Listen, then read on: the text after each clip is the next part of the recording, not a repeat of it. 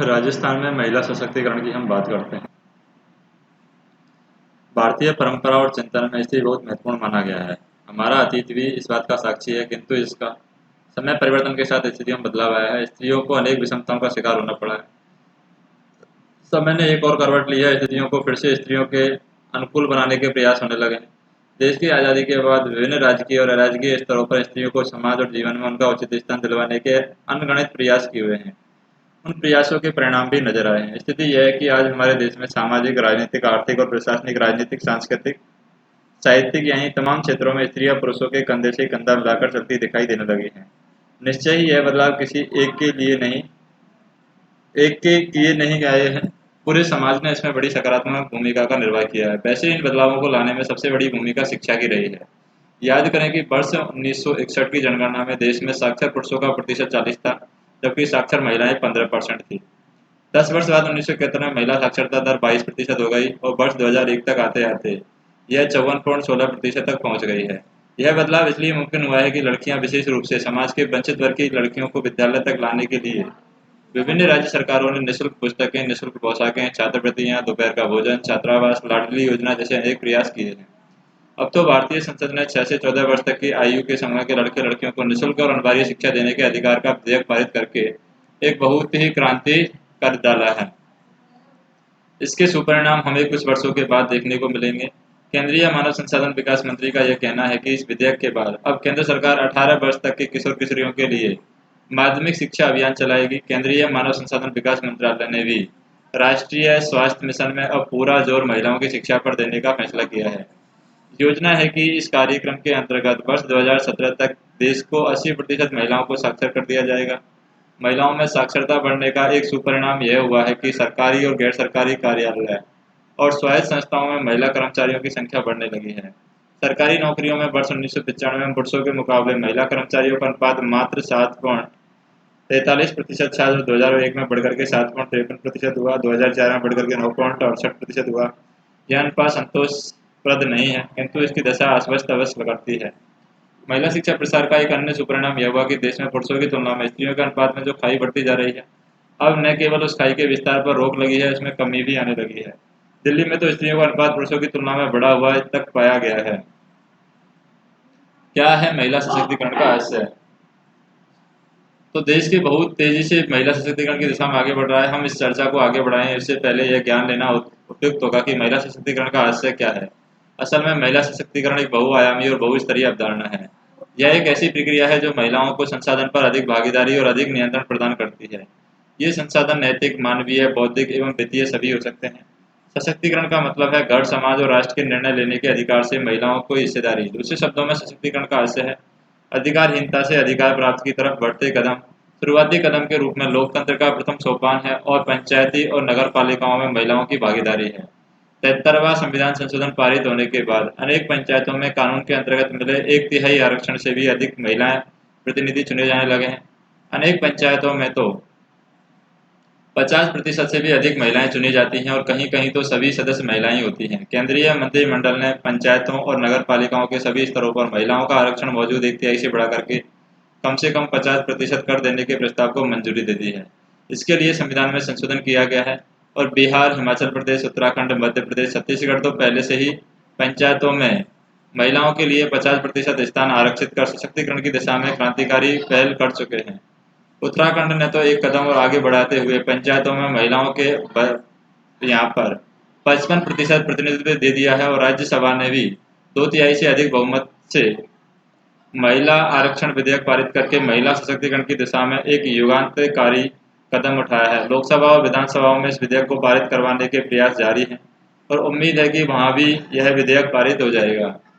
जैसा कि इतना काफी न है कि वर्तमान केंद्र सरकार के न्यूनतम साझा कार्यक्रम में किए गए 6 बुनियादी सिद्धांतों में महिलाओं को शैक्षिक, आर्थिक और कानूनी रूप से सशक्त बनाने के सिद्धांत को स्वीकार किया गया है। इसी क्रम में महिला अधिकारिता को मूर्त रूप देने के लिए महिला सशक्तिकरण आयोग का भी गठन किया गया है। महिला अधिकारिता के इस अभियान को दिल्ली उच्च न्यायालय के एक फैसले ने भी बल दिया है, जिसके लिए सेना की नौकरी में स्त्रियों को भी पुरुषों की तरह स्थायी कमीशन देने का निर्देश सरकार को दिया गया है। भारत सरकार इस वर्ष महिला और बाल विकास के लिए अपने योजना व्यय में लगभग 50% की वृद्धि की है। महिला साक्षरता को बढ़ाने के उद्देश्य से राष्ट्रीय साक्षरता मिशन का पुनर्गठन करके साक्षर भारत नाम से एक नया कार्यक्रम प्रारंभ किया गया है। और इस कार्यक्रम के द्वारा जिन 7 करोड़ वयस्क अधिकारियों को साक्षर बनाने का लक्ष्य निर्धारित किया गया है, उसमें 6 करोड़ महिलाएं शामिल हैं। इसी तरह महिला पुरुषों की आवश्यकता को ध्यान में रखते हुए एक महिला किसान सशक्तिकरण योजना भी यहाँ पर शुरू की गई है। इसके अतिरिक्त रेल मंत्रालय ने मातृभूमि नाम से 21 महिला स्पेशल ट्रेनों को चलाने का निर्णय भी किया है। भारत सरकार की इस तरह की बहुत सारी पहलें देश में स्त्रियों की स्थिति को सुदृढ़ बनाने में मददगार साबित हो रही है। और इसमें कोई शक नहीं है, यहाँ बातें हमें क्योंकि हमने प्रांत राजस्थान के संदर्भ में करनी है, हम अधिक विस्तार में नहीं जा पा रहे हैं। राजस्थान में महिला सशक्तिकरण की बात करें, वर्ष 2018 में हुई जनगणना के अनुसार राजस्थान की कुल जनसंख्या 6 करोड़ 86 लाख रुपए में 46 लाख से 48% यानी 3 करोड़ 30 लाख प्रति महिलाएं हैं। राजस्थान की महिलाओं की यह संख्या देश की महिला जनसंख्या का 5.46% है। किसी भी प्रांत की लगभग आधी आबादी उनकी तस्वीर और प्रगति की रफ्तार को बहुत प्रभावित करती है। इतिहास में स्त्रियों की बात करें, राजस्थान का अपना एक विशिष्ट इतिहास रहा है। इसकी अपनी सुदृढ़ परंपरा और जीवन शैली है। अगर हम अतीत की तरफ देखें तो पाते हैं कि स्त्रियों के संबंध में राजस्थान के प्राचीन और मध्यकालीन समाज का नजरिया पर्याप्त गतिशील किंतु द्वंद्वात्मक रहा है। स्त्रियों की हालात और हैसियत के मामले में यह समाज आदर्श तो नहीं था, लेकिन वैसे भी नहीं था जैसा कि इसे आरंभिक औपनिवेशिक काल इतिहासकारों ने दिखाया है। पितृसत्तात्मक समाज होने की वजह से यहाँ पुरुष वर्चस्व था, स्त्रियों के साथ भेदभाव यहाँ पर बढ़ता जाता था। लेकिन यह नहीं भूला जा सकता कि स्त्रियों के सम्मान और शिक्षा में अनेक प्रावधान तब विद्यमान थे। पितृसत्तात्मक शास्त्रीय विद्वान इस समाज में बहुत लचीले उदार हो गए हैं। लोग इनको लेकर बहुत आग्रह नहीं था। प्राचीन और मध्यकाल में स्त्रियों को धार्मिक और दैनिक अदैनिक गतिविधियों में पुरुषों के साथ बराबर की हैसियत मौजूद रहती थी। महाराणा कुंभा और राजसी कालीन साक्ष्यों में इस बात की पुष्टि होती है कि राजकाज में सामंत स्त्रियों की निर्णायक भूमिका हुआ करती थी। महाराणा लाखा की पत्नी हंसाबाई ने चूंडा के स्थान पर अपने पुत्र मोकल को सत्तारूढ़ करवा करके मेवाड़ के इतिहास की दिशा ही बदल दी। और महाराणा सांगा की पत्नी कर्मवती ने अपने पुत्र विक्रमादित्य और उदय सिंह को मेवाड़ का शासक बनवाने में निर्णायक भूमिका निभाई थी। प्राचीन और मध्यकालीन राजस्थान में समाज में स्त्रियों की सुरक्षा और उनके संरक्षण के भी प्रावधान थे। यहाँ बहन बेटियों को भी जागीरें दी जाती थी। महाराजा राजसिंह कालीन पट्टम भैया में ऐसे कई बहन बेटियों के नाम है जिन्हें जागीरें दी गई। सामंत स्त्रियां विवाह उपरांत अंतपुर में कमोबेश स्वायत्त हैसियत के साथ रहती थी। उन्हें अपने निजी व्यय के लिए पृथक जागीर दी जाती थी। उनके प्रबंध के लिए उनके उनके अपने कामदार हुआ करते थे। इससे होने वाली आय का खर्चा करने के मामले में वे लगभग स्वतंत्र थी। इस राशि में वे दान पुण्य तीर्थाटन करती थी, भवनों बावड़ियों का निर्माण करवाती थी। राजस्थान में सामंत स्त्रियों के द्वारा बनवाई हुई ऐसी अनेक बावड़ियां हैं। इन कालों में विधवाओं को अलबत्ता पितृसत्तात्मक मर्यादाओं के दायरे में रहना होता था, लेकिन वे सर्वथा आरक्षित और अपेक्षित फिर भी नहीं होती थी। उनके निर्वाह और जीविका के प्रारंभिक प्रबंध थे, उनका सम्मान भी होता था। महाराणा कुंभा की विधवा पुत्री रमाबाई को निर्वाह के लिए जावर का परगना दिया गया था। इतिहास की छाया और वर्तमान का सूर्य की बात करें, राजस्थान की महिलाएं अपनी कलात्मक भावना, गायन, नृत्य और विभिन्न पारंपरिक कलाओं के लिए दुनिया में जानी जाती हैं। वे निर्माण स्थलों पर कठोर मेहनत करने के लिए अपनी क्षमता के लिए उतनी ही प्रसिद्ध हैं। प्रदेश की विषम परिस्थिति में जब यहाँ के पुरुषों को जीविका उपार्जन के लिए अन्य प्रांतों में जाने को विवश किया तो वहाँ की महिलाओं ने तमाम मुसीबतें सहकर भी अपनी गृहस्थी को संभाला। लेकिन प्रांत के अतीत की कुछ खास बातें स्त्रियों की स्थिति की अनुकूल नहीं भी हो रही हैं। कुछ रूढ़ियाँ, कुछ परंपराएं, कुछ खास तरह की सोच महिलाओं के प्रतिकूल रहा है। इन सबके अवशेष भले ही वे कितने ही फीके क्यों न हो, पढ़ते जा रहे हों, आज भी मौजूद हैं। इस बात को स्वीकार करना ही होगा। लेकिन हर्ष की बात यह है कि स्वाधीनता के बाद और विशेष रूप से यहाँ पर हाल ही के वर्षों में राज्य सरकार प्रयासों में यह स्थिति बहुत तेजी से बदलती जा रही है। एक संकेत पर्याप्त होगा। देश के अन्य राज्यों की तुलना में राजस्थान को देखें तो इस बात का सुखद आश्चर्य होता है कि वर्ष 1991 की तुलना में 2001 में यहाँ पुरुषों की जनसंख्या की वृद्धि दर 28.01 थी, जबकि स्त्रियों की जनसंख्या वृद्धि दर 29.34 थी। जैसे इतना ही काफी न हो, शहरी क्षेत्रों की तुलना में ग्रामीण क्षेत्रों में लिंगानुपात बेहतर रहा है। इसी तरह साक्षरता की दृष्टि से भी ये महत्वपूर्ण बदलाव लक्षित हो रहे हैं। 1991 में जो साक्षरता दर है वो 38.55% थी, वह 2011 में बढ़कर के 67.06% हो गई। इसी अवधि में महिला साक्षरता की दर 20.44% से बढ़कर 52.66% तक पहुंच गई। इससे भी अधिक महत्व इस बात का है कि 1991 में जहां स्त्रियां यानी ग्रामीण क्षेत्रों में महिला साक्षरता दर 9.2% थी, वह 2001 में छलांग मार करके 37.74% तक जा पहुंची। और इस तरह के अनेक परिवर्तनों ने राजस्थान में स्त्री की उस हैसियत की तरफ अग्रसर करने में महती भूमिका निभाई जिनकी वो वाकई हकदार है। राजस्थान में राजकीय स्तर पर महिला सशक्तिकरण की दिशा में बहुत गंभीर प्रयास किए जा रहे हैं। असल में राजस्थान ही देश का ऐसा पहला राज्य है जिसने 1984 में 7 जिलों में महिलाओं के विकास के लिए महिला विकास कार्यक्रम की शुरुआत कर दी थी और बाद में इस कार्यक्रम के सफल और सकारात्मक परिणामों के आकलन के बाद इसका विस्तार पूरे राज्य में कर दिया। यह अपने आप में एक अनूठा कार्यक्रम है। महिलाओं को निष्क्रिय लाभार्थी मानते हुए उन्हें सेवाएं और सुविधा उपलब्ध कराने की बजाय इस कार्यक्रम के माध्यम से जानकारी, शिक्षा और प्रशिक्षण के द्वारा आर्थिक और सामाजिक सशक्तिकरण करते हुए उन्हें विकास की मुख्य धारा से जोड़ने का प्रयास किया जाता है। इस योजना की मुख्य रणनीति यह है कि स्वयंसेवी संस्थानों की सक्रिय भागीदारी को सुनिश्चित किया जाए। राज्य और जिला स्तर पर इंदारा यानी कि सूचना विकास और संदर्भ एजेंसी के रूप में किसी प्रतिष्ठित स्वयंसेवी संस्था का चयन किया जाता है। इदारा महिला विकास कार्यक्रम के लिए तकनीकी, अकादमिक एवं संदर्भ सहायता प्रदान करता है। विभिन्न विभागों की भी अनेक योजनाएं हैं जो प्रत्यक्ष और अप्रत्यक्ष रूप से महिलाओं की स्थिति में सुधार लाने के लिए प्रयास करती हैं। महिला विकास कार्यक्रम इन सभी योजनाओं में महिलाओं की भागीदारी सुनिश्चित करता है और इसी क्रम को यहाँ पर जारी रखते हुए राज्य सरकार ने 2 और अधिक महत्वपूर्ण फैसले लिए हैं। इनके अंतर्गत राजस्थान राज्य महिला आयोग की स्थापना की गई। महिलाओं के लिए सरकारी सेवाओं में 30% आरक्षण का प्रावधान किया गया। राज्य महिला आयोग की बात करें, राजस्थान में राज्य महिला आयोग की स्थापना के लिए राज्य सरकार के द्वारा 23 अप्रैल 1999 को एक विधेयक राज्य की विधानसभा में प्रस्तुत किया गया और इस विधेयक के पारित हो जाने पर 15 मई 1999 को राज्य सरकार द्वारा एक अधिसूचना जारी करके राजस्थान राज्य महिला आयोग का गठन कर दिया गया। राजस्थान राज्य महिला आयोग के मुख्य कार्य क्या हैं? महिलाओं के खिलाफ होने वाले किसी भी प्रकार के अनुचित व्यवहार की जांच कर विनिश्चित करके इस मामले में सरकार की सिफारिश करना, प्रबद्ध विधियों और उनके प्रवर्तन को महिलाओं के हित में प्रभावी बनाने के लिए कदम उठाना, राज्य लोक सेवाओं और राज्य लोक उपक्रमों में महिलाओं के विरुद्ध किसी भी प्रकार के भेदभाव को रोकना, महिलाओं की दशा में सुधार करने की दृष्टि से कदम उठाना। आयोग की दृष्टि से यदि किसी भी लोक सेवक ने महिलाओं के हितों का संरक्षण करने की अत्यधिक अपेक्षा और उदासीनता बरती है तो इसके विरुद्ध अनुशासनात्मक कार्यवाही के लिए सरकार से सिफारिश करना, महिलाओं से संबंधित विद्यमान कानूनों की समीक्षा करना, महिलाओं को समुचित न्याय मिले इस दृष्टि से कानून में आवश्यक संशोधन की सिफारिश से सरकार से सिफारिश करना। महिला सशक्तिकरण के लिए आयोग के द्वारा किए गए प्रयास की बात करें, सीधा जनता से जुड़ करके सुनवाई व जनसंवाद, डाक द्वारा प्राप्त प्रतिवेदनों पर कार्यवाही, जिलों में जन सुनवाई, व्यक्तिगत सुनवाई और समाचार पत्रों में प्रकाशित समाचारों पर प्रेस ज्ञान। राजस्थान राज्य महिला आयोग की संरचना की बात करें, राजस्थान राज्य महिला आयोग 1999 के अधिनियम की धारा 3 के अनुसार आयोग की संरचना निम्नानुसार है। सदस्यों में एक अनुसूचित जाति, अनुसूचित जनजाति की और एक पिछड़ी जाति की महिला होनी अनिवार्य है। अध्यक्ष की बात करें, इन्हें एक राज्य सरकार द्वारा 3 वर्ष के लिए मनोनीत किया जाता है। सदस्य 3 हैं यहाँ पर, सदस्य सचिव, एक राज्य सरकार और पदाधिकृत अधिकारी।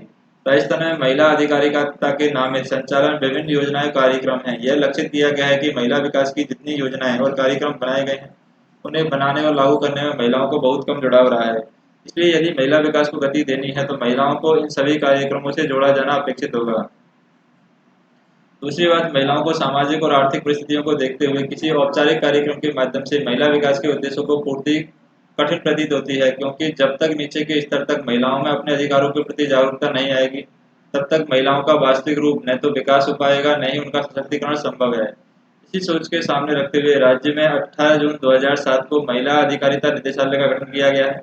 इसका मुख्य उद्देश्य महिलाओं की व्यक्तिगत, सामाजिक, आर्थिक और आयोत्पादक परिस्थितियों को बढ़ावा देना विकास रहा है। महिला अधिकारिता निदेशालय के अंतर्गत वर्तमान में महिला विकास से संबंधित है समस्त योजनाएं जो कि महिलाओं के सशक्तिकरण हेतु राज्य, जिला, ब्लॉक स्तर पर संचालित हैं, उनका क्रियान्वयन प्रबंधन किया जाता है। महिला अधिकारिता निदेशालय के द्वारा विभिन्न विभागों की योजनाएं और नीतियों में समन्वय कर महिलाओं को वास्तविक लाभ पहुंचाने का प्रयास किया जा रहा है। महिलाओं को शिक्षा, स्वास्थ्य, पोषण, परिवार कल्याण और रोजगार प्रशिक्षण और उनका सामाजिक सशक्तिकरण महिला अधिकारिता के प्रमुख केंद्र हैं। विभिन्न विभागों के द्वारा इस निमित्त निम्न विभिन्न कार्यक्रम संचालित किए जा रहे हैं।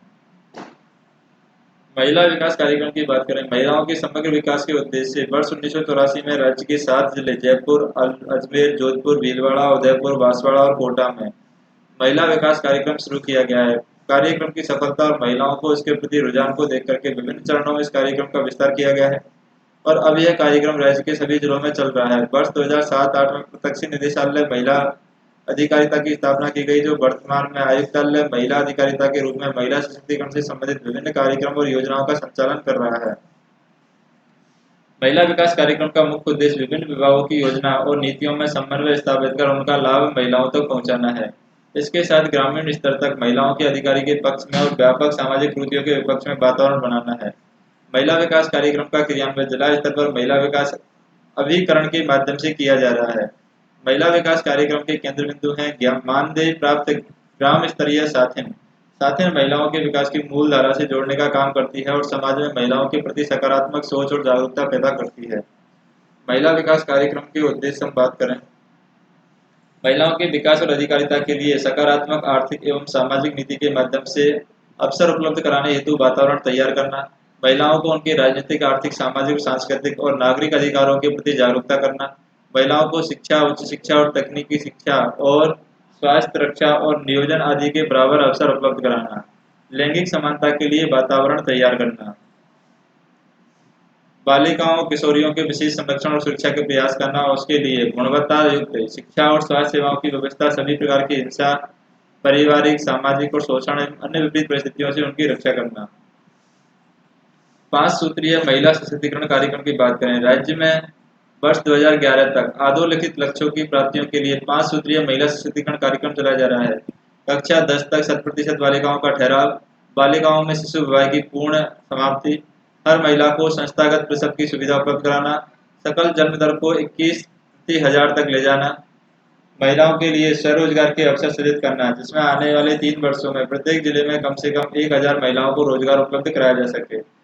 सामूहिक विवाहों हेतु अनुदान की बात करें, समाज में विवाहों पर अनावश्यक व्यय बढ़ती जा रही है। प्रवृत्ति पर नियंत्रण के लिए सामूहिक विवाह अनुदान नियम 1996 में बनाए गए हैं। उनमें समय समय पर यथावस्था संशोधन किए गए हैं और सामूहिक विवाह अनुदान के अंतर्गत एक समय में एक बार में कम से कम 10 जोड़े को और अधिक से अधिक 166 जोड़ों को अनुदान किया जा सकता है। प्रति जोड़ा अनुदान की दर 6000 है।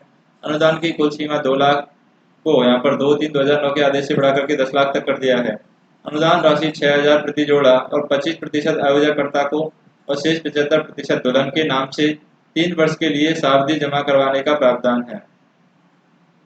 जिला महिला सहायता समिति की बात करें, शोषित एवं उत्पीड़ित महिलाओं को अविलंब राहत देने और उन्हें आवश्यक सहायता और मार्गदर्शन देने और शोषण के प्रकरणों को पुनरीक्षण और शीघ्र कार्यान्वित यानी कार्यवाही कराने के उद्देश्य से समस्त जिला में कलेक्टर की अध्यक्षता में जिला स्तरीय महिला समिति गठन की गई है।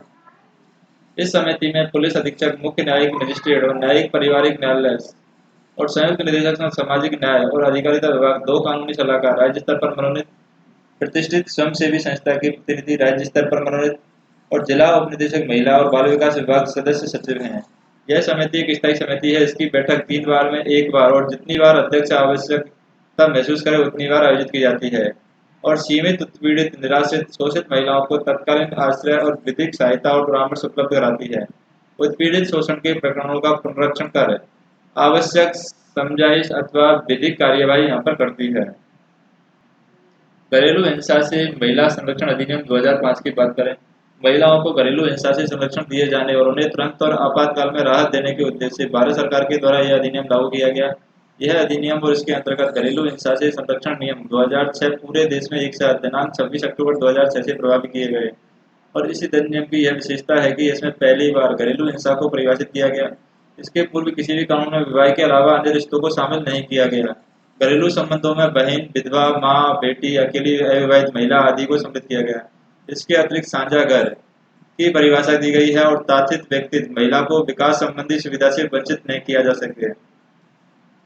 इस अधिनियम के प्रयोजनों के लिए घरेलू हिंसा शब्द की व्यापक परिभाषा की गई है। इसमें विद्यार्थी को कोई ऐसा कार्य, लोक और आचरण घरेलू हिंसा कहलाएगा यदि वह तथित व्यक्ति की स्वास्थ्य, उसकी सुरक्षा, जीवन, उसके शारीरिक अंग और उसके कल्याण को नुकसान पहुंचाता है, तो क्षतिग्रस्त करता है, तो ऐसा करने का प्रयास करता है, तो व्यक्ति को शारीरिक दुरुपयोग या शाब्दिक या भावनात्मक दुरुपयोग या आर्थिक दुरुपयोग शामिल है।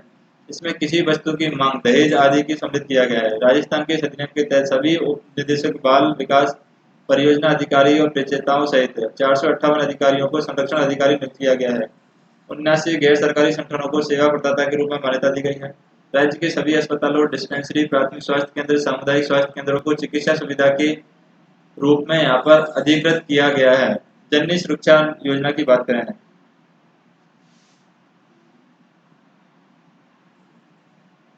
राष्ट्रीय यहाँ पर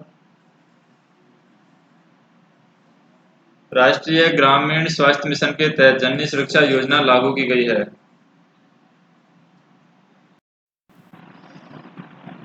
राष्ट्रीय ग्रामीण स्वास्थ्य मिशन के तहत जननी सुरक्षा योजना लागू की गई है। महिलाओं को इस योजना का लाभ दिलवाने में आशा सहयोगिनियों ने मदद करती है और इस योजना के अंतर्गत निम्न मुख्य बातें और लाभ प्रदान किए जा रहे हैं।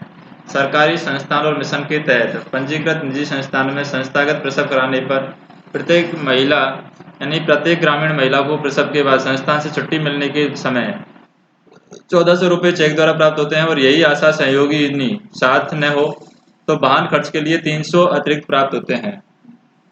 बीपीएल कार्ड धारक महिला को 1400 रुपये में से 500 पोषण के लिए गर्भ के 7वें महीने में प्राप्त होते हैं और 900 संस्थान प्रसव करवाने पर संस्थान से छुट्टी मिलने के समय प्राप्त होते हैं।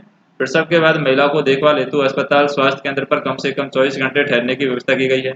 महिला के साथ जाने पर आशा सहयोगिनी को 400 और परिवहन राशि और 200 प्रोत्साहन राशि दी गई है। बीपीएल कार्ड धारक महिलाओं को घरेलू प्रसव के लिए 500 रुपये दिए जाते हैं। शहरी क्षेत्र में संस्थागत प्रसव करवाने पर सभी महिलाओं को 1000 और आशा सहयोगिनियों को 200 की राशि दी जाती है। बीपीएल कार्ड धारक महिलाओं को प्रथम प्रसव संस्थागत होने पर 5 लीटर घी भी दिया जाता है। मुख्यमंत्री बालिका संबल योजना की बात करें, राज्य में महिलाओं की संख्या में गिरावट को रोकने के लिए मुख्यमंत्री बालिका संबल योजना की घोषणा की गई है। इस योजना के अंतर्गत ऐसे दंपति जिनके एक पुत्र न हो, जिनको 1 या 2 पुत्रियां होने पर नसबंदी करवाई हो, उन्हें राज्य सरकार के द्वारा प्रत्येक बालिका के नाम पर 10,000 रुपये की राशि यूआईटी म्यूचुअल फंड की सीपीबी योजना के बॉन्ड के माध्यम से दी जाती है। और यहाँ पर हम बात करें शिशु पालन गृह की बात करें, राज्य में ग्रामीण कामकाजी महिलाओं और बच्चों को दैनिक देखभाल की सुविधा उपलब्ध कराने और बच्चों के स्वास्थ्य और पोषण शिशु गृह चलाए जा रहे हैं। विभाग द्वारा वर्तमान में 18 जिलों में 263 शिशु पालन गृह संचालित किए गए हैं। इसके माध्यम से ग्रामीण कामकाजी महिलाओं के 7 माह से 5 वर्ष तक के बच्चों को दैनिक देखभाल, चिकित्सीय सुविधा और बच्चों के लालन पालन की सुविधा उपलब्ध कराई जा रही है। जेंडर संवेदनशील बजटिंग की बात करें, महिला विकास एवं सशक्तिकरण कार्यक्रम के संदर्भ में पिछले कुछ समय से एक नई सोच विकसित हुई है। अभी तक महिलाओं के हित में जो भी कार्यक्रम चलाए गए उनका महिलाओं की स्थिति पर उतना प्रभाव नहीं पड़ा है जितना अपेक्षित है। नवीन अवधारणा यह है कि बजट का आवंटन वर्ग आधारित होने के बजाय जेंडर आधारित होना चाहिए ताकि सभी वर्गों के विकास का लाभ समान रूप से मिल सके। इसी अवधारणा को मूर्त रूप देने के लिए विभिन्न विभागों को उनके कार्यान्वयन योजनाओं के पुनरावलोकन, प्राथमिकी को पुनर्निर्धारण हेतु अनुरोध किया गया है ताकि योजनाओं और कार्यक्रम जेंडर आधारित हो सकें। इसी क्रम में राज्य सरकार के द्वारा जेंडर संवेदनशील बजटिंग की दिशा में प्रयास कर रही है। इसके प्रथम चरण के रूप में वर्ष 2005-06 में स्वास्थ्य, शिक्षा, कृषि, महिला और बाल विकास, मुद्रांक और पंजीयन और सामाजिक अधिकारिता एवं न्याय विभाग, इन 6 विभागों के बजट का आंकलन किया गया है। वर्ष 2006-07 में 8 और विभाग ग्रामीण विकास, स्वायत्त शासन, जनजातीय क्षेत्र, उद्योग, सहकारिता, वन, पशुपालन और उद्योग विभाग के बजट का जेंडर आधारित आकलन किया गया है। इस प्रकार कुल 14 विभागों का जेंडर आधारित विश्लेषण कर लिया गया है। राज्य सरकार द्वारा जेंडर रेस्पॉन्सिव बजटिंग को एक संस्था के रूप में देने पर विचार कर रही है ताकि समय समय पर संबंधित विभागों के बजट प्रावधानों को जेंडर आधारित मूल्यांकन संभव हो सके और संबंधित विभागों को उपयुक्त दिशा निर्देश प्रदान किया जा सके। किशोरी शक्ति योजना की बात करें, भारत सरकार के द्वारा स्वपोषित किशोरी शक्ति योजना को राज्य में भी एक नवाचार के रूप में संचालित करने का निर्णय लिया गया है और यह योजना राज्य के सभी शहरी और ग्रामीण स्तरों में 11 से 18 वर्ष तक के स्कूल न जाने वाले और बीच में ही स्कूल छोड़ देने वाले किशोरी बालिकाओं के लिए 274 शहरी और ग्रामीण ब्लॉकों में संचालित की जा रही है। इस योजना में 237 पंचायत समितियां, ब्लॉक्स भी एक ग्राम पंचायत मुख्यालय पर है। शहरी क्षेत्रों में 2 आंगनबाड़ियां 30-30 बालिकाओं को लाभान्वित किया जा रहा है। इस योजना के अंतर्गत किशोरियों को पोषण और स्वास्थ्य स्तर के सुधारने हेतु साक्षरता, संख्यात्मक और व्यावसायिक और कौशल प्रदान करने और उनके सामाजिक वातावरण से संबंध मुद्दों के प्रति बेहतर समझ देने का प्राप्त किया गया है। महिला स्वयं सहायता समूह कार्यक्रम की बात करें, राज्य में महिलाओं को आर्थिक रूप से सशक्त बनाने के लिए वर्ष 1997-98 में स्वयं सहायता समूह कार्यक्रम चलाया जा रहा है। यह कार्यक्रम राज्य के सभी जिलों में संचालित हो रहा है। इस कार्यक्रम के अंतर्गत 10 से 20 महिला स्वयं अपने निर्णय लेकर एक समूह बनाती हैं और अपनी छोटी छोटी बचतों के माध्यम से सहयोग से स्वावलंबन की प्रवृत्तियां विकसित करती हैं, स्वरोजगार की राह पर आगे बढ़ती हैं। राज्य में अब तक 1,75,038 समूह का गठन किया जा चुका है और उनमें से 1,37,367 समूह द्वारा बैंकों के खाते खोलकर अपनी बचत राशि जमा कराई जा रही है। इन समूहों की आंतरिक बचत राशि 1 अरब 6 करोड़ 91 लाख रुपए है। अब तक 1,37,112 समूह के बैंकों के द्वारा 294,07 करोड़ रुपए के ऋण विभिन्न आर्थिक गतिविधियों और घरेलू आवश्यकता की पूर्ति के लिए उपलब्ध कराए गए हैं। स्वयं सहायता समूह द्वारा उत्पादित सामग्री को लोकप्रिय बनाने के लिए 2004-05 में राज्य स्तर पर स्वयं सहायता समूह हॉट बाजार आयोजित किया जा रहा है। इस तरह हॉट बाजार संभाग, जिला और ब्लॉक स्तर पर आयोजित किए जा रहे हैं। इस कार्यक्रम के सकारात्मक परिणामों को देखते हुए प्रियदर्शनी आदर्श स्वयं सहायता समूह योजना प्रारंभ की गई। इसके अंतर्गत प्रत्येक जिले में 10 स्वयं सहायता समूह की पहचान कर उन्हें विभिन्न प्रशिक्षणों के माध्यम से स्वरोजगार तक ले जाया जाएगा और प्रत्येक स्थायी समूह को 25,000 रुपये की राशि दी जाएगी। स्वरोजगार गतिविधि प्रशिक्षण प्राप्त करने के बाद महिला समूह के द्वारा निर्मित उत्पादों के विपणन के अवसर भी सुलभ कराए जाएंगे। इसी क्रम में वर्ष 2010 में अमृता पुरस्कार भी प्रारंभ किया गया है, जिसके अंतर्गत श्रेष्ठ प्रदर्शन करने वाले सहायता समूह को 50,000 रुपये और स्वयं सहायता समूह कार्यक्रम में श्रेष्ठ अनुभव एवं परिणाम देने वाले स्वयं सेवी संगठन को 20,000 रुपये का पुरस्कार दिया जाएगा। मुख्यमंत्री का 7 सूत्रीय महिला सशक्तिकरण कार्यक्रम।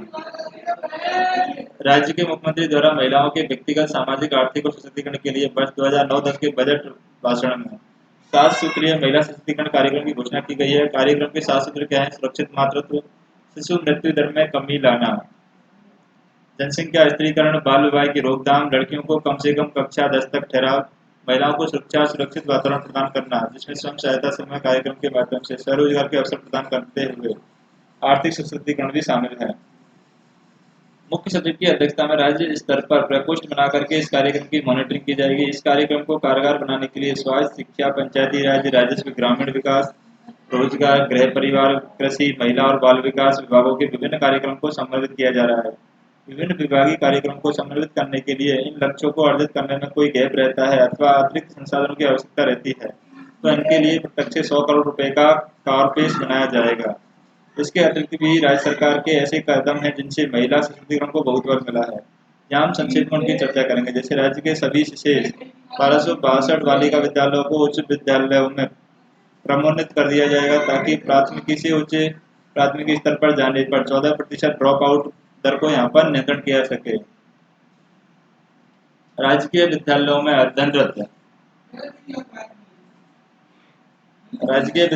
अध्ययनरत कक्षा 10 की माध्यमिक बोर्ड की मेरिट लिस्ट में आने वाले प्रथम 3 छात्राओं को विदेश में स्नातक स्तर यहाँ पर की शिक्षा प्राप्त करने का अवसर प्रदान किया जाएगा। उनकी शिक्षा पर कोई संपूर्ण व्यय बालिका शिक्षा फाउंडेशन द्वारा वहन किया जाएगा।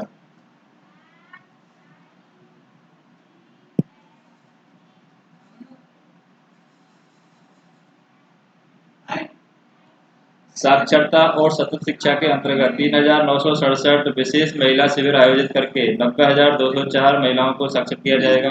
इस पर 7,41 लाख रुपए व्यय हुआ और महिलाओं के लिए यहाँ पर व्यवसायिक कौशल उन्नयन प्रशिक्षण शिविर भी आयोजित किया गया, जिसमें 20,060 महिलाओं को प्रशिक्षण प्राप्त हुआ है। नेक्स्ट हम देखें।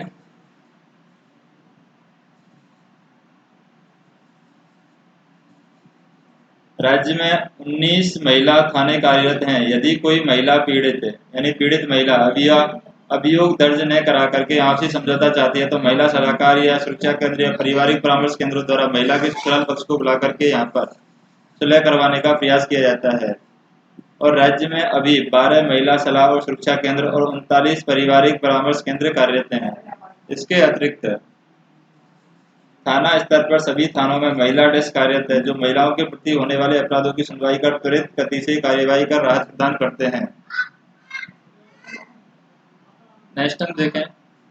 महिलाओं पर अत्याचार उत्पीड़न की घटनाओं को रोकने के लिए प्रभावी योजना के क्रियान्वित के लिए सीकर, जालौर, बांसवाड़ा, हनुमानगढ़ और बारह में महिला थाने खोलने की अधिसूचना 30/12/2009 को जारी कर दी गई।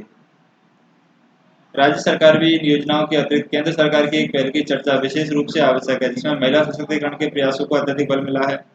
इसी योजना को कहते हैं महात्मा गांधी राष्ट्रीय ग्रामीण रोजगार गारंटी अधिनियम ने पूरे देश की ग्रामीण महिलाओं को रोजगार, सम्मान, समानता, नेतृत्व का अधिकार दिया है।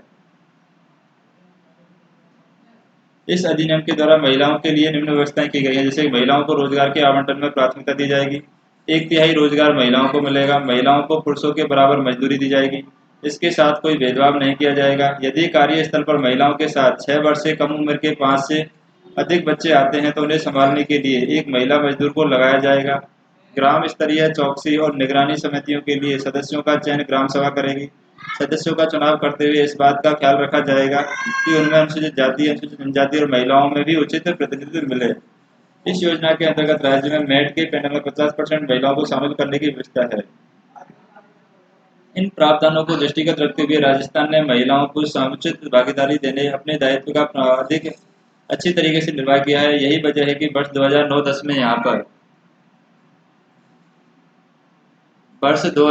में यहाँ पर महात्मा गांधी राष्ट्रीय रोजगार गारंटी योजना में सृजित मानव दिवसों में राष्ट्रीय स्तर पर महिलाओं का प्रतिशत लगभग 48 था।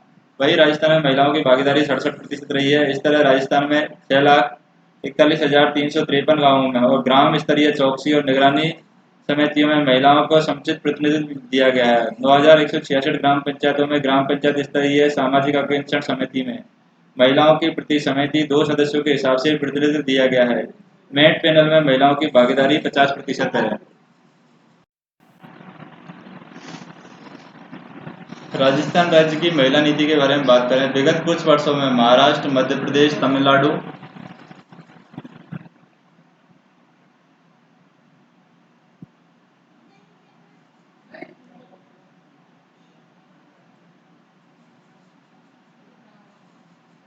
राजस्थान राज्य की महिला नीति के बारे में हम बात करें,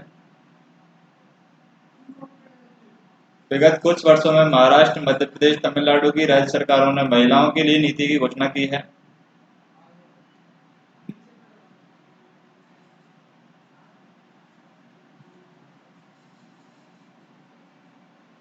और यहाँ पर भारत सरकार के महिला एवं बाल विकास विभाग ने भी राष्ट्रीय महिला नीति पर 1996-67 में एक चर्चा आरंभ की थी।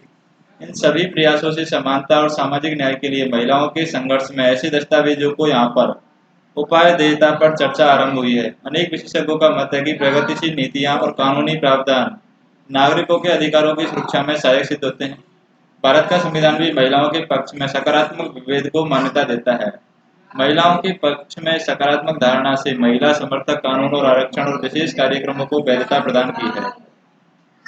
राजस्थान सरकार का भी यह मत है कि महिलाओं के पक्ष में उठाया गया प्रत्येक कदम समान अधिकारों की प्राप्ति के संघर्ष में महिलाओं की मदद करेगा। इसी अवधारणा को ध्यान में रखते हुए राजस्थान सरकार ने भी महिलाओं के लिए एक नीति पत्रक जारी करने का निश्चय किया है। यह आशा की गई है कि एक नीति पारंपरिक नीति दस्तावेज से हटकर होगी। इसे एक कार्यकारी दस्तावेज के रूप में जो एक गतिशील आशावादी दृष्टिकोण रखता है देखना उचित होगा। इस नीति पत्रक में न तो सब प्रश्नों के उत्तर समाहित है, न ही यह दम है। इसमें महिलाओं से संबंधित सभी बिंदु सम्मिलित कर लिए गए हैं और यह दस्तावेज वर्जियों को चिन्हित करने का प्रयास है और आशा की जाती है कि जैसे जैसे अनुभव प्राप्त होगा इसमें परिष्कार किया जाएगा। असल में इस दस्तावेज का उद्देश्य कोई नई बात न कहकर इस कानून के क्रियान्वयन सुनिश्चित करने के प्रति सरकार का प्रतिबद्ध पुष्टि करना है। और नीति के उद्देश्य की बात करें,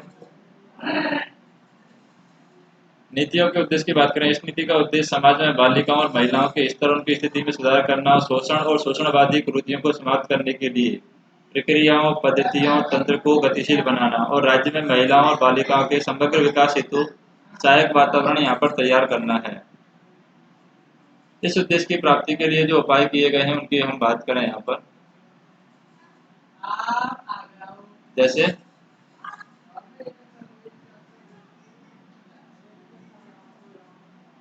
इस उद्देश्य की प्राप्ति के लिए ये उपाय यहाँ पर प्रस्तावित हैं।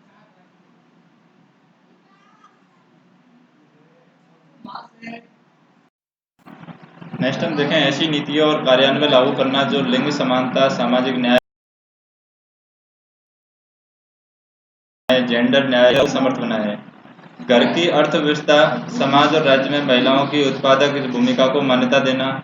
सरकार संसाधनों के विकास के परिणाम तक अपनी समान पहुंच और नियंत्रण के लिए प्रयास करेगी।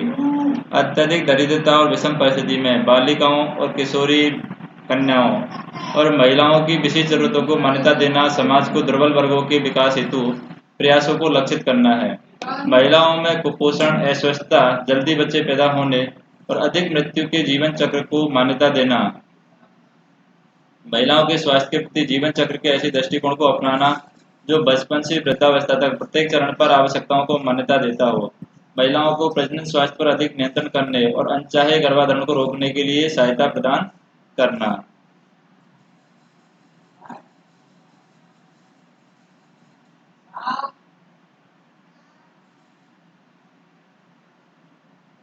नेक्स्ट हम देखें यहाँ पर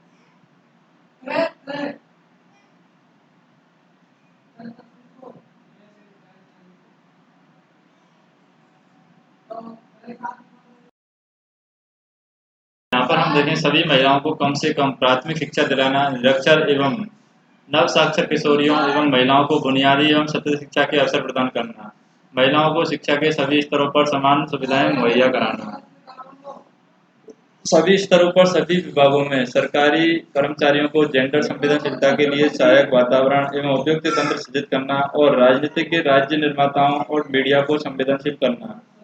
राजनीतिक प्रक्रिया में महिलाओं की सक्रिय भागीदारी को प्रोन्नत करना और समर्थन देना, विकास में निर्णायक भूमिका निभाने वाली सरकारी व गैर सरकारी संस्थाओं संगठनों तक महिलाओं की पहुंच को यहाँ पर प्रोत्साहित करना। त्रिआयामी दृष्टिकोण की बात करें, यह किसी भी नीति में मुमकिन नहीं होता है। महिलाओं को प्रभावित करने वाले सभी कारकों को सूचीबद्ध कर लिया जाए। राजस्थान जैसे विशाल और विविधता भरे देश में यह काम और भी कठिन है।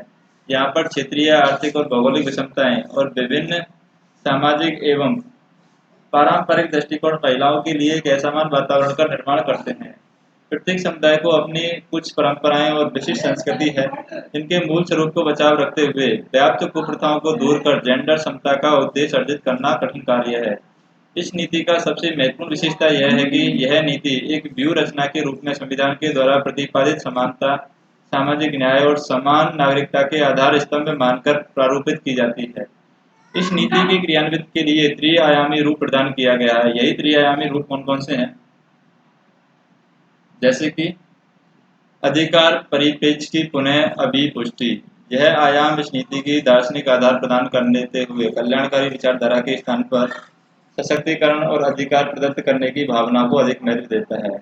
वर्तमान परिदृश्य में यह आवश्यक है कि इस प्रकार का वातावरण तैयार किया जाए जिससे महिला राजकीय और राजकीय तंत्र पर पूर्णतः आश्रित न होकर स्वतंत्र और सशक्त बने, अपने अधिकार और दायित्वों को समझते हुए विकास की दिशा में निर्णायक भूमिका निभाए। इसके लिए यहाँ पर प्रशासनिक एवं नीति निर्माताओं, राजनीतिक और सामाजिक नेताओं और सेवा प्रदाताओं को महिलाओं के प्रति अधिष्ठायी मानसिकता को बदलना आवश्यक है।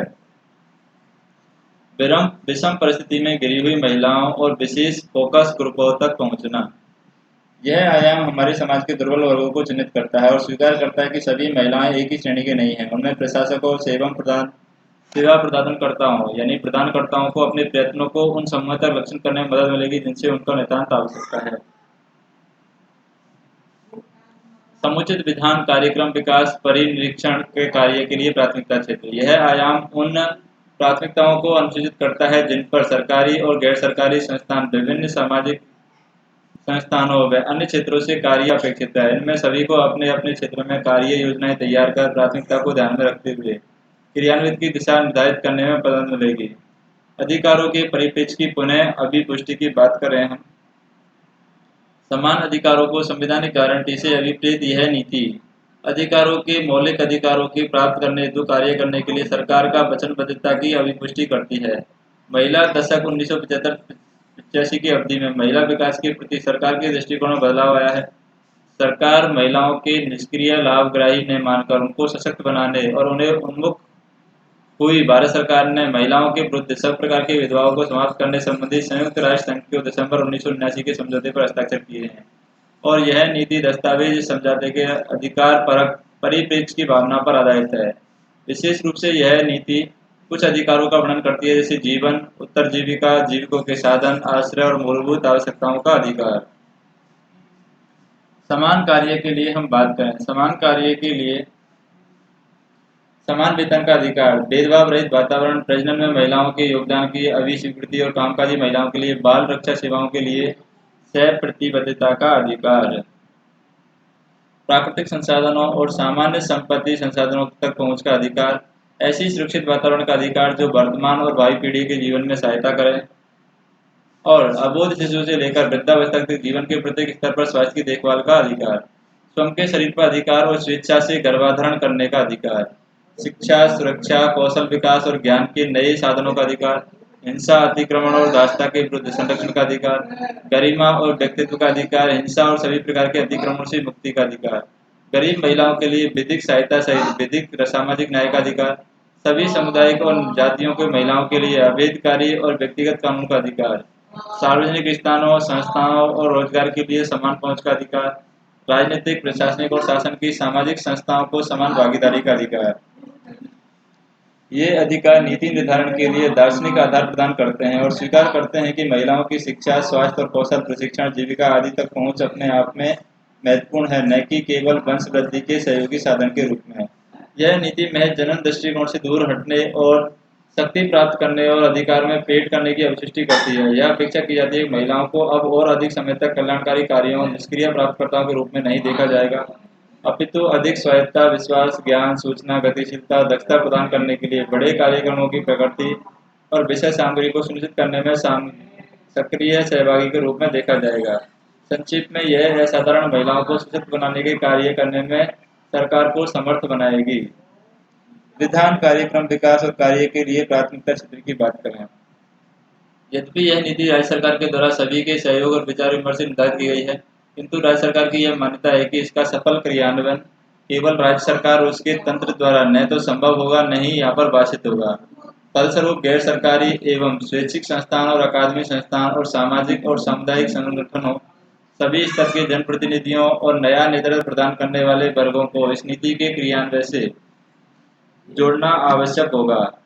और इस बात को भी यहाँ पर आत्मसात करने की आवश्यकता है कि महिलाओं को सशक्तिकरण के लिए केवल कतिपय विभागों या फिर कतिपय संगठनों को अलग अलग कार्य योजनाओं के स्थान पर एक सर्वांगीण और एकीकृत कार्यक्रम की आवश्यकता होगी।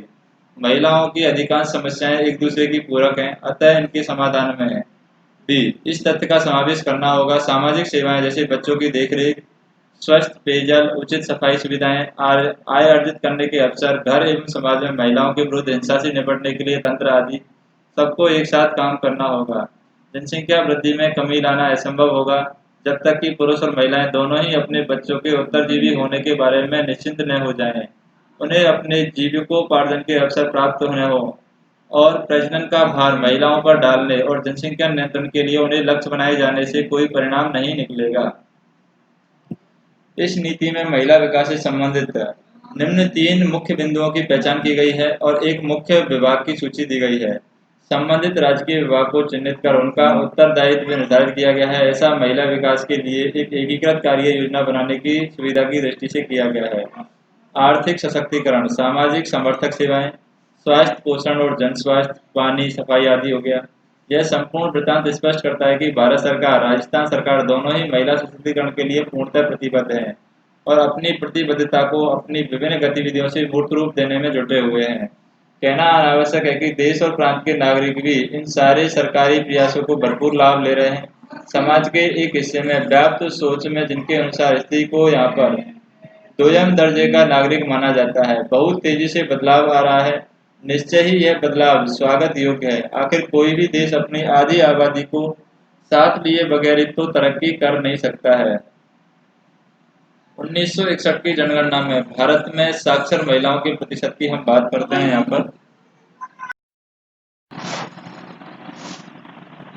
यहाँ पर हम देखें जैसे कि कुछ ऑब्जेक्टिव क्वेश्चन है यहाँ पर, जैसे 1961 की जनगणना में भारत में साक्षर महिलाओं का प्रतिशत था, वो था 15%। भारत के रेल मंत्रालय ने इस नाम से 21 महिला स्पेशल ट्रेन चलाने का निर्णय लिया, वह है मातृभूमि। वर्ष 2001 की जनगणना में राजस्थान की कुल जनसंख्या थी 5,65,00,000। राजस्थान राज्य महिला आयोग का गठन किस वर्ष किया गया था? 1999 में किया गया था। राजस्थान में वर्ष 1984 में महिला विकास कार्यक्रम कितने जिलों में आरंभ हुआ है? ये 7 जिलों में आरंभ हुआ है। 5 सूत्रीय महिला सशक्तिकरण कार्यक्रम में सकल जन्म दर को कहां तक ले जाने का लक्ष्य रखा गया है? 21 प्रति हजार। और घरेलू हिंसा से महिला संरक्षण अधिनियम 2005 पूरे देश में किस तिथि से प्रारंभ हुआ? 26 अक्टूबर 2006 से प्रारंभ हुआ था। महिला संरक्षण अधिनियम घरेलू हिंसा का राजस्थान में बालिकाओं की संख्या को गिरावट को रोकने के लिए चलाई जा रही योजना का नाम क्या है? मुख्यमंत्री बालिका संबल योजना। संबल योजना। और हम देखें,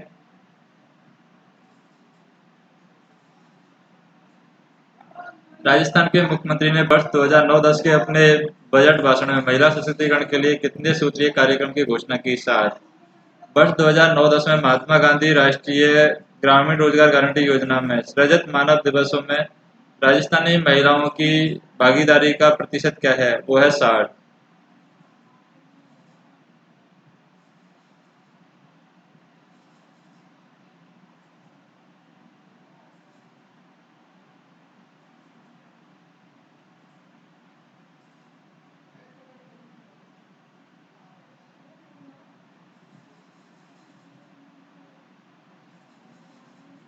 नेक्स्ट वीडियो में हम देखेंगे उपभोक्ता संरक्षण।